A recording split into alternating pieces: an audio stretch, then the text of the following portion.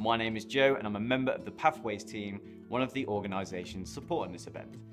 This event has been made possible by the Yorkshire and North East and Lincolnshire and East Midlands Service Children Progression Alliance Hubs, who are working together to bring you a virtual Creative Forces Day. The event will feature information about further and higher education, subject workshops, and will feature signposting around charities and organisations that support armed forces families. Today we've got a special guest who's going to share their experience with you. Flight Lieutenant Pip Lloyd-Williams is going to talk to us about her career in the RAF, the steps she took to get there, which might inspire you to explore what careers are available in the armed forces. My name's Flight Lieutenant Pip Lloyd-Williams and I'm an RAF engineering officer. I work for the RAF, so I joined up when I was 16. I went to Welbeck Sixth Form College, sponsored, to do engineering. Went through uni and then joined as an engineering officer. So I'm from a small place called the Isle of Man, and there wasn't too many opportunities to kind of broaden and kind of get the best out of what I wanted to do. The Air Force, that was this thing across the water in England, and it was a big step and a big change. I wasn't really the person that you'd stand in a row and go, yeah, she'll be an RAF officer, compared to somebody else that was in my school. Throughout school and now really, I'm quite a quiet person when you first meet me, and I'm like quiet and unassuming, but I tend to kind of think things out logically, so I've got like a plan, and if it doesn't work I'll go back to it and replan it. I've obviously worked with a lot of different people at different levels, and when you go through selection you see a big range of personalities and people, and you see that it works for some people to be loud and to be that extrovert that can just do it and command a room as soon as they walk in. And it's not all about being the loudest person in the room. Often it's about being the one that understands the situation and then can walk into it and go, well, actually, this is how to command this situation. I have guys that do it to me. They come in and you're like, you've only been here 5 minutes.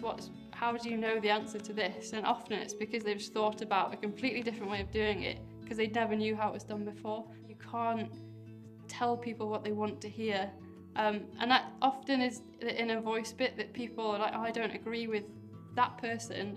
And you just have to say it, and you can't be afraid of saying it, because if it's something that's, like for us, if it's flight safety critical or it could hurt somebody, or if it's just fundamentally not right, you've got to say it. There's some boxes you have to tick, but they give you the kind of key lessons of leadership and how to lead and manage people. They gave me the tools, but I don't think they have necessarily made me who I am. They've just helped me build on who I am. So now, 10 years later, I started Welbeck as an air cadet that, would like shrug my shoulders and wouldn't talk to anybody.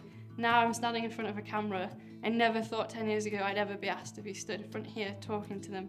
So if you see like skip events or the STEM event, you might not be really interested in the exact thing that we're making you do. The activity itself doesn't really matter. It's about getting around and talking to those people next to you and getting that question answered, because if you don't ask it and in 10 years time you wish you'd asked it because that was the one question pinning your hopes on the Air Force, the Army, the Navy, whoever it is, you'll probably regret that you never asked that one question that could see you in the future where you wanted to be. But you've got to find your own motivation to do it. So don't follow what your parents want you to do, because they'll want you to pass your exams and continue to school and continue whatever. Don't follow what your friends are doing. You have to find what's right for you. If you don't know what to do, you can't say you don't like it until you've tried it. That's not me saying you shouldn't try, but it's not a failure if you don't ultimately achieve something, and it's just a learning experience. People will come behind you in all walks of life and pick you up and take them with you, because you can't just sit there and dwell on it. You have to move forward. You might pick up little bits and pieces that you didn't think of before, especially those people that don't know what they want to do. You might just go, actually, I might have a look at that.